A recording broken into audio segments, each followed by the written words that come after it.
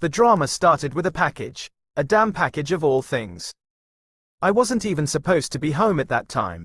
My shift ended early, and I figured I'd surprise Emma by coming home and cooking dinner. When I got to the apartment, I saw a small gift bag sitting at the door. It had a glittery tag on it that read, "To the wildest bride-to-be. You deserved every second of it. Love, Sophie." At first, I didn't think much of it. Sophie was Emma's best friend, practically glued to her side since college. I always thought she was a bit over the top, loud, dramatic, and the kind of person who thrived on chaos. But I tolerated her for Emma's sake. They were the fun duo, or at least that's how Emma always described them. Still, something about that note gave me a weird feeling. I brought the bag inside and set it on the kitchen counter, staring at it for a good few minutes. My brain kept going back and forth. It's probably nothing, but why does it feel weird? I decided to open it. I told myself it wasn't snooping, it was just curiosity. Besides, it was addressed to Emma but left out in the open like that. Basically an invitation, right? Inside were the typical bachelorette party things: a cheap plastic tiara, a bride's last ride sash, and some glittery confetti that spilled everywhere. But then, at the bottom of the bag, there was a pair of men's boxers. Used, not freshly laundered. My stomach turned, but I tried to rationalize it. Maybe it's a gag gift, some kind of stupid joke. Then I saw the flash drive. I don't even know what possessed me to check what was on it. I guess I was already uneasy from the boxers, and something about the way the bag screamed, "Wild Night," wasn't sitting right with me. I plugged it into my laptop and opened the only file on it. The video started off innocently enough. Emma and her friends were sitting in a booth at some club, laughing and cheering. The camera wobbled as it zoomed in on Emma, wearing the tiara and sash. She looked gorgeous as always, but there was something off about her energy. She wasn't just celebrating. She was on another level, like she didn't have a care in the world. The next clip was where things started to go downhill. Emma was on a stage at what was clearly a strip club, grinding on a male stripper while her friends whooped and hollered. At first, I thought, okay, it's a bachelorette party. Not great, but not the end of the world. But then the camera followed her as she pulled the stripper off stage, giggling and leading him toward a private room. I paused the video. My heart was racing. I told myself not to overreact. Maybe it was just for show, right? Maybe she went in there, had a laugh, and walked out. But I knew better. Deep down, I already knew. The next clip removed all doubt. It showed Emma sitting in a lounge area surrounded by a few guys. They were laughing, drinking, and flirting. But it didn't stop there. One of them leaned in and kissed her. And she didn't just let him, she kissed him back. Then another guy joined in. By the end of the video, she was leading all of them into what looked like a hotel room. Sophie's voice in the background made it worse. She was laughing and narrating the whole thing. "Emma, you're a legend. Bride of the year." I sat there staring at the screen, feeling like my chest had been ripped open. This wasn't the woman I'd spent the last several years of my life with. This wasn't the Emma who used to fall asleep on my chest while we watched stupid rom-coms. This wasn't the Emma who talked about how excited she was to start a family with me. Emma came home that evening like nothing had happened. She kissed me on the cheek, asked about my day, and went on about how Sophie had the best ideas for wedding decorations. I just nodded and smiled, pretending everything was fine. But inside, I was done. I couldn't even look at her without seeing that video in my head. I felt like an idiot for not seeing it sooner. Had there been signs? Did I miss them, or was this the first time? I didn't know.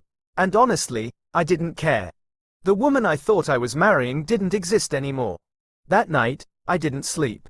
I lay awake, staring at the ceiling, replaying the video over and over in my mind. Every laugh, every kiss, every touch felt like a dagger. I wanted to confront her, to yell, to demand answers, but I knew it wouldn't change anything. The next morning, Emma got up early to get ready for work. She kissed me on the forehead before leaving and said, "I can't wait to see you tonight, babe." I smiled and said, "Me too." The second Emma left for work, I started moving. I didn't even sit down to have coffee or think about what I was doing. I just grabbed my duffel bag from the closet and started packing clothes, toiletries, my laptop, chargers, whatever I could fit without making a mess. I wasn't planning to come back, so I didn't waste time trying to decide what to take or leave. I knew the furniture wasn't worth the hassle, and I didn't care about most of the shared stuff anyway. Let her keep the couch, the TV, the kitchen gadgets. She could have it all. I just wanted out. As I was packing, I realized I'd never done anything like this before. I've always been the guy who plans everything to the last detail. Vacations, work schedules, even lazy Sundays. But here I was, stuffing random things into a bag with no clear plan other than to get out of this. I grabbed my phone and started Googling places to stay. I didn't want to go to a regular hotel. It felt too cold, too close to reality. I needed somewhere I could think, breathe, and figure out my next move. That's when I found a small resort a few hours outside the city. It wasn't fancy, but it looked quiet, and they had last-minute availability. Perfect. I called and booked a room for a few days, paid up front, and didn't even care about the price. It felt like a small price to pay for some peace of mind. Before I left, I grabbed a folder from my desk where I kept all the wedding contracts. I had no intention of paying for a wedding that wasn't going to happen. The venue was first on my list, so I called them as I walked out the door. "Hi, this is James," I said, trying to sound normal. "I need to cancel a reservation for a wedding." The woman on the other end sounded surprised. "Oh, I'm sorry to hear that. Can I ask why?" I wasn't about to spill my personal drama to a stranger, so I just said, "Change of plans. Life happens, you know." She went on about cancellation fees, how they'd keep a portion of the deposit, blah blah. I didn't care. "That's fine," I said. "Just cancel it." With that done, I got in my car and started driving. I didn't even look back at the apartment. The drive to the resort felt surreal. It was like I was on autopilot, just following the GPS while my mind replayed everything I'd seen on that flash drive. Was it just the party, or had she been hiding this side of herself the whole time we were together? I stopped at a gas station halfway there to grab some snacks and water. While I was paying, my phone started buzzing in my pocket. I didn't even have to look to know it was Emma. I ignored it, but the buzzing didn't stop. Text after text, call after call. She must have gotten home and realized I was gone. I couldn't bring myself to read the messages yet. I wasn't ready for the excuses, the fake tears, or the "it wasn't what it looked like" speech. I just turned my phone on silent and kept driving. The place was small but perfect. A king-sized bed, a little kitchenette, a fireplace, and a deck overlooking the lake. It felt like a world away from everything I'd left behind. I dumped my bags in the corner, sat on the edge of the bed, and finally let out a long, shaky breath. For the first time all day, I felt the weight of what had just happened. This wasn't just a fight or a breakup. I'd left behind my fiancée, my home, and the life I thought I was building. I spent the rest of the day unpacking, but it felt weird to see my stuff in this unfamiliar space. I kept expecting Emma to call out from the other room or ask me what I wanted for dinner. Every little sound made me jump, like she was going to walk in at any moment. When I finally sat down to eat a sandwich I'd made from the snacks I brought, I checked my phone. There were over a dozen missed calls from Emma, plus a flood of texts. They started out casual. "Hey babe, where are you? Did you go somewhere without telling me? Let me know when you're coming back." Then they got panicked. "James, this isn't funny. Where are you? Are you okay? Why is your stuff gone? What's going on?" And finally, desperate, "Please call me. I don't understand what's happening. Please." I didn't respond. Instead, I called my parents. My parents are the kind of people who don't cry unless they absolutely have to. When I told them I'd left Emma and the wedding was off, my mom just said, "Okay, sweetie. Do you want to tell us what happened?" I kept it vague. "She wasn't who I thought she was," I said. My dad chimed in, "Good for you, son. Better to find out now than later." They didn't press me for details, which I appreciated. I told them I was staying at a resort for a bit to clear my head, and they said they'd support me no matter what. That first night at the cabin was strange. I kept expecting Emma to barge in, demand answers, or somehow convince me to come back. I thought about how much time and effort I'd put into our relationship. Planning dates, saving for the wedding, compromising on things like her obsession with Sophie. And for what? For her to throw it all away in one night of partying.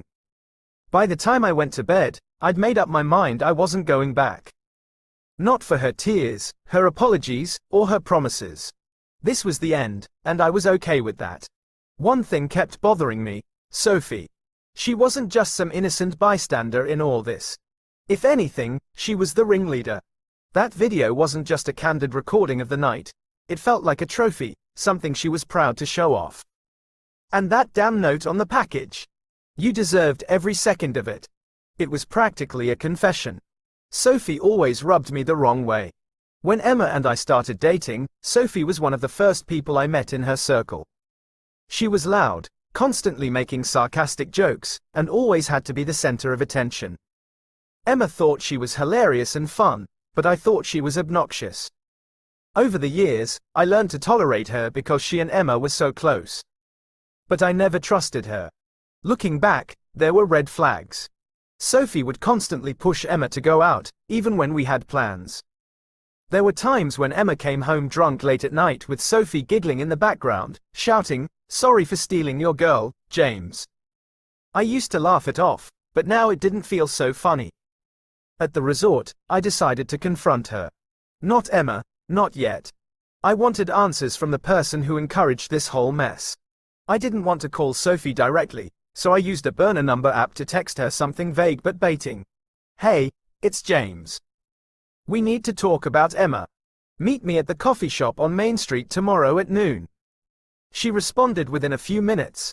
"WTF? Are you okay? Is Emma okay? What's this about?" I didn't reply.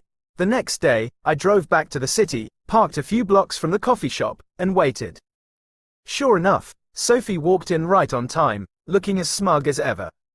She was wearing her usual over-the-top outfit, a bright pink blazer, heels that looked impossible to walk in, and sunglasses indoors. Classic Sophie. I walked in a few minutes later and sat down across from her. She looked surprised to see me but then smiled. "James, you scared me with that text. What's going on?" I didn't waste any time. "Cut the crap, Sophie. I know about the bachelorette party." Her smile froze. What do you mean?" I leaned forward, keeping my voice low. "I mean the flash drive, the videos, the package you left on the doorstep." "I know everything." She stared at me for a moment, then laughed nervously. "Oh, come on, James. It's just bachelorette party stuff. You're not seriously upset about that, are you?" I said, leaning back in my chair. "That's an understatement. What kind of best friend encourages someone to cheat on their fiancé and then sends them a highlight reel?" Her face turned red. "It wasn't like that," she said quickly. "It was just a fun night. No harm, no foul." I pulled my phone out of my pocket and opened the screenshots I'd saved. I slid it across the table, showing her the messages she'd sent Emma. "Bride of the year, you owned that stage, girl. Don't feel guilty. It's your last chance to be free." Her eyes widened, and she tried to push the phone back toward me. "James, you're taking this way too seriously. It's just tradition, you know. Every bride deserves one wild night." "Tradition," I said, my voice rising slightly. "Is that what you call it? Because to me, it looks like you were egging her on the whole time." Sophie sighed and leaned back in her chair, crossing her arms. "Look, I didn't force her to do anything, okay? She's a grown woman. She made her own choices, and you were right there cheering her on." I shot back. "You were supposed to have her back, Sophie. Instead, you helped her throw away everything we built together." She rolled her eyes. "Oh, please. It's not like she doesn't love you. It was just a one-night thing. You guys can move past this." That set me off. I slammed my hand on the table, making her jump. "Move past this? You think I can just forget about her sleeping with several guys because you call it a one-night thing? You're unbelievable." She looked around nervously, probably worried about the other customers staring. "Okay, fine," she said, lowering her voice. "I'm sorry. Sorry if it got out of hand. But honestly, James, this is between you and Emma. Don't drag me into it. You're already in it, I said, standing up. And believe me, Sophie, everyone is going to know exactly what kind of friend you are. Her eyes widened. What does that mean? You'll find out soon enough, I said, grabbing my phone and walking out. On the way back to the resort, I thought about what she'd said. She's a grown woman. She made her own choices. As much as I wanted to blame Sophie for everything, she was right about one thing. Emma had made her own decisions. Sophie might have encouraged her, but Emma didn't have to go along with it. That thought made my stomach turn. I'd always seen Emma as this fun, carefree person, but now I realized she was just reckless. Sophie might have been the match, but Emma was the one who lit the fire. When I got back to the cabin, I started drafting an email. I wasn't ready to confront Emma yet, but I wanted to make sure Sophie couldn't spin the story in her favor. I attached the screenshots and videos to the email and sent it to a few of our mutual friends, just the ones I trusted to keep it quiet until I was ready to tell the full story. I didn't hear from Sophie after that meeting, but I wasn't surprised. She probably realized there was nothing she could say to make things right, and honestly, I didn't care. She wasn't my problem anymore. My next move was clear to me at the time: reach out to Emma's parents and expose everything. To get things clear, Emma's family always had this old-school conservative vibe that made me feel like I was constantly being judged. When we moved in together a few years ago, her mom, Linda, acted like we were running some kind of underground scandal. She didn't outright say it, but the constant comments like, "You know, it's not proper to live together before marriage," and the way she always looked disappointed when I mentioned our apartment made her feelings pretty clear. Her dad, George, was quieter about it but still disapproving. He'd grunt whenever the topic came up and say something like, "Back in my day, we did things differently." It wasn't until Emma and I got engaged that they even started warming up to me. Once there was a ring on her finger, suddenly Linda was planning bridal showers, and George was offering to help us with a down payment for a house. It was like I'd passed some invisible test, and now I was finally worthy. But after everything that happened, I couldn't keep the truth to myself. Emma had betrayed me, and now it was her turn to face the music, especially with her parents, who had been so smug about how perfect and proper she was. They had always supported her emotionally and financially, as they were quite wealthy. Emma's texts and calls hadn't stopped since my conversation with Sophie. "James, please answer me. I know you're upset, but we need to talk. I love you. Please don't give up on us." Every message made me angry. She didn't get to play the victim. She made her choices. I hadn't responded to a single text or call, and I didn't plan to, but then Linda texted me, "James, what's going on? Emma is a wreck. Please call me. We're worried." I stared at the message for a while before deciding I needed to do this in person. If anyone was going to deal with Emma, it wasn't going to be me. Let her parents handle it. They always acted like they knew better anyway. The next day, I drove back into the city and headed straight to Linda and George's house. I didn't tell Emma I was going, even though I knew she'd probably lose it once she found out.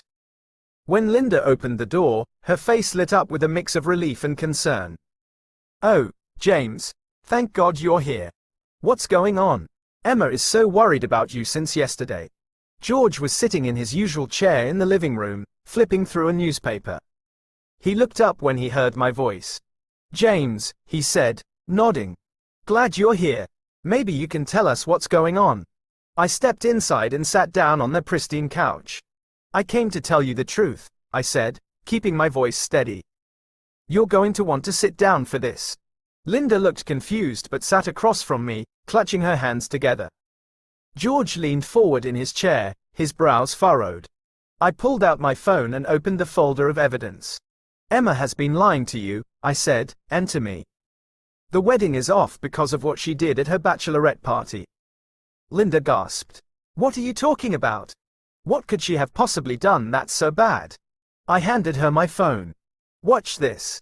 She hesitated, looking between me and the screen. Then she hit play. Her expression shifted from confusion to horror as the video played. "Oh my God," she whispered, her voice shaking. "This can't be real. Tell me this isn't real." George stood up, his face red with anger. What's going on? Let me see that. Linda handed him the phone, tears streaming down her face. As George watched, his jaw clenched, and his hands gripped the edges of the phone so tightly I thought he might crush it. This is what she did, I said, my voice calm but firm. She didn't just betray me. She made a spectacle out of it, and her friends encouraged her the whole way. Linda buried her face in her hands, sobbing. I can't believe this. I can't believe she would do this. George paced the room, his fists clenched. That girl, that damn girl, he muttered. We raised her better than this. What the hell was she thinking? She wasn't thinking, I said. And now she's trying to get me to forgive her, but I'm done. I thought you both should know the truth because I'm not going to clean up her mess. Linda looked up at me, her eyes red. James, please, can't you just talk to her? Maybe it was a mistake. Maybe she was pressured. She wasn't pressured, I said, cutting her off. She made her choices, and I'm not going to spend the rest of my life wondering if she'll make them again. George stopped pacing and pointed at Linda. This is what happens when she listens to that damn Sophie instead of us. I told you Sophie was trouble. Linda nodded, wiping her tears. We should have said something. We should have stopped her from moving in with you. Maybe this wouldn't have happened. I almost laughed at the irony. You think me moving in with her was the problem?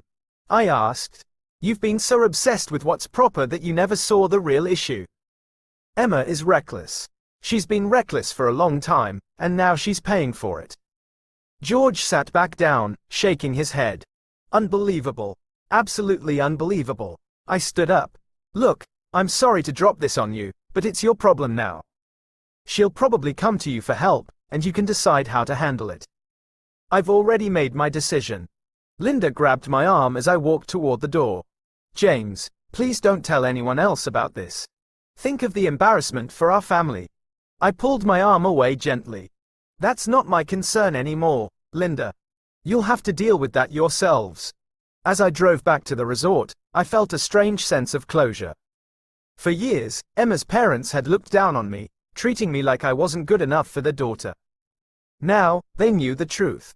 Their perfect daughter had ruined everything on her own. Later that evening, I got another voicemail from Linda. James, it's Linda. I don't even know what to say. George and I are devastated. We confronted Emma, and she's completely fallen apart. She said she doesn't know how to fix this, but honestly, neither do we. I just want you to know that we're so sorry. If you ever want to talk, we're here. I deleted the message. Emma could deal with her parents now. I was done. Let her explain herself to them. Let them pick up the pieces. I wasn't her safety net anymore. It didn't take long for the truth to spread. After dropping the truth bomb on Emma's parents, I decided to widen the circle. I wasn't being vindictive. Okay, maybe a little. But people needed to know what Emma and her crew were really about. If I didn't say anything, they'd sweep it under the rug like it never happened. That wasn't going to fly. The first person I reached out to was Lisa, one of Emma's closest friends. She wasn't at the same level of chaos as Sophie, but she was there that night. She played along, cheered Emma on, and probably thought it was all harmless fun.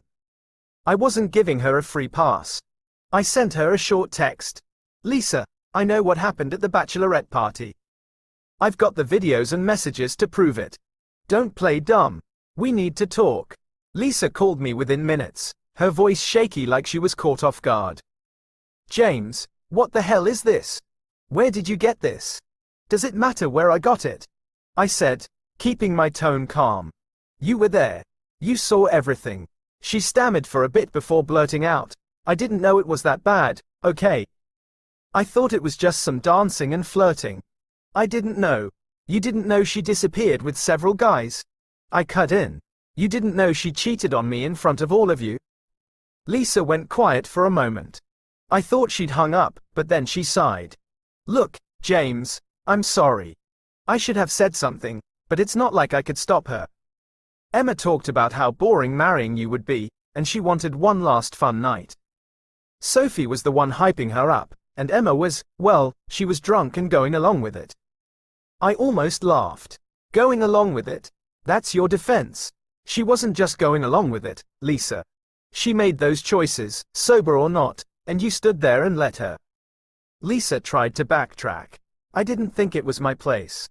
It was your place, I snapped. You're her friend. A real friend would have stopped her. She didn't have much to say after that. By the end of the call, she apologized again and swore she'd talk to Emma. I wasn't holding my breath. The next domino to fall was Sophie. I didn't have to do much there because by now, Emma's parents were in full damage control mode. Linda and George must have laid into Emma after I left their house because the next day, Emma called me over a dozen times.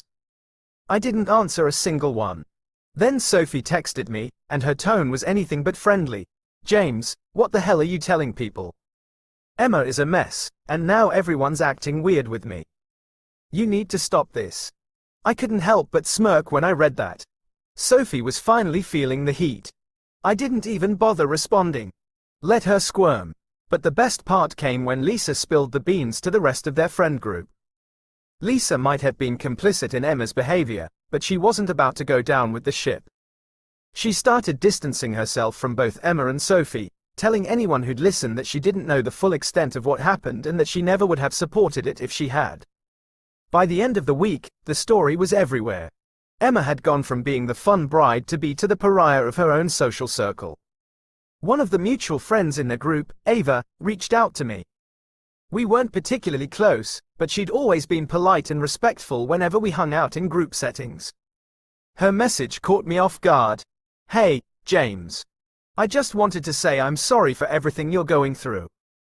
I had no idea Emma was capable of something like that. If there's anything you need, let me know. Meanwhile, Emma was still trying to get in touch with me. The texts had slowed down, but they hadn't stopped entirely. James, I know you're mad, but we need to talk, please. I'll do anything to fix this. Just tell me what to do. It was almost pathetic. She wasn't apologizing because she felt bad about what she did. She was apologizing because her life was falling apart. Then Sophie and Emma finally had their falling out. It started as a quiet disagreement but quickly escalated into a full-blown argument. Sophie, fed up with being blamed for everything, told Emma, "Don't act like I made you do anything. You were all in. Stop playing the victim." Ava heard about the fight and texted me, "Sophie and Emma aren't speaking anymore." Sophie is telling everyone Emma used her as a scapegoat. It's a mess. I couldn't help but feel a bit of satisfaction. For years, Sophie had acted like she was untouchable, manipulating people and causing drama. The last I heard from Linda, Emma was completely falling apart and struggling to get her life together. At first, I thought it was just emotional fallout. Crying, begging, the usual. But as the days passed, I started hearing bits and pieces from mutual acquaintances about how bad things had really gotten for her. Apparently, Emma's parents, Linda and George, had reached their breaking point after our conversation. I knew they were angry, but I didn't expect them to go as far as they did. From what I heard, Linda tried to talk some sense into Emma after I exposed everything. Emma's response: she blamed me. She said I overreacted, that I should have been more understanding, and that it wasn't fair for me to ruin her life over one mistake. That didn't sit well with Linda and George. They'd always been about appearances, and having their daughter's dirty laundry aired out to their friends and extended family was their worst nightmare. When they realized Emma wasn't taking responsibility for anything, they kicked her out of the house. It wasn't just a threat, either. They packed up her stuff, left it on the porch, and told her not to come back until she figured out how to take accountability for her actions. Knowing Linda, she probably threw in something like, "You're an embarrassment to this family." Emma tried to stay with Sophie, but that didn't go well either. After their blowout fight, Sophie wasn't exactly eager to let her crash on the couch. Sophie made it clear she didn't want to be involved in the mess anymore, and letting Emma stay with her would only make things worse. Ava told me Emma had reached out to a few other friends, but most of them had already distanced themselves. Lisa ignored her calls, and the others didn't want to risk being caught in the crossfire. By the end of the week, Emma was basically couch surfing wherever she could find a temporary place to stay. The financial fallout hit her even harder. Emma had a cushy office job at a company her dad had helped her get into. George pulled some strings to get her in the door, and she'd been coasting ever since. But after her parents kicked her out, George made it clear he wasn't going to protect her anymore. From what I heard, Emma's manager wasn't thrilled with her work ethic to begin with. She'd already been warned about showing up late and slacking off on projects. Once her personal drama started leaking into the workplace, thanks to whispers from mutual acquaintances, the company decided she wasn't worth the trouble. She was let go under the guise of downsizing. I'll admit, when Ava told me about Emma losing her job, I felt a little vindicated. Not because I wanted her to suffer, but because it was another example of her actions catching up with her. For years, she'd coasted through life, relying on other people to clean up her messes. Now she had no safety net. I heard through the grapevine that Emma tried to reach out to Linda and George again after losing her job. She showed up at their house crying and begging to come back, saying she didn't have anywhere else to go, but they didn't cave. By this point, Emma was completely out of options. She didn't have a job, a place to stay, or any friends willing to help her. The texts and calls from her were getting more desperate. "James, please talk to me. I have no one else. I'm sorry for everything. I lost my job, my home, everything. I know I messed up. Please give me another chance. I'll do anything to fix this. Just tell me what you want." I didn't respond to any of them. I wasn't about to let her guilt me into giving her another chance. She'd made her choices, and now she was living with the consequences. One of our mutual friends, Ethan, gave me an update about a week later. Apparently, Emma had reached out to him, hoping he'd let her stay with him for a while. Ethan, being the no-nonsense guy he is, shut her down immediately. "She's in a bad way, man," he told me. She was crying on the phone, saying she didn't know what to do, but I told her straight up, "This isn't my problem." Ethan wasn't being heartless. He just wasn't about to let her manipulate him the way she tried to manipulate me. Eventually, Ava told me Emma ended up renting a room in a rundown apartment on the other side of town. She used the last of her savings to pay for the first month's rent, but beyond that, she was scrambling to make ends meet. She picked up a part-time gig at a coffee shop, but it wasn't enough to cover her expenses. "She's barely hanging on," Ava said. "I don't think she's ever been this low." The part that surprised me the most was how quickly everyone turned their backs on her. For years, Emma had been the center of her friend group, the one who always planned the parties and brought people together. But now that she was the one in trouble, no one wanted to help her. Sophie washed her hands of Emma entirely, saying, "She's not my responsibility anymore."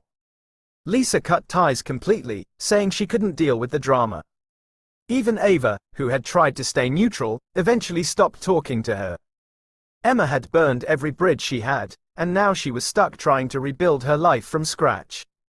I'd be lying if I said I didn't feel a little satisfaction watching her unravel.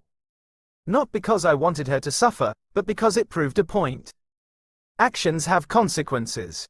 Emma had spent years relying on other people to bail her out, but now she was finally facing the reality of her choices. As for me, I was moving on. Every day felt like a step closer to leaving all the drama behind.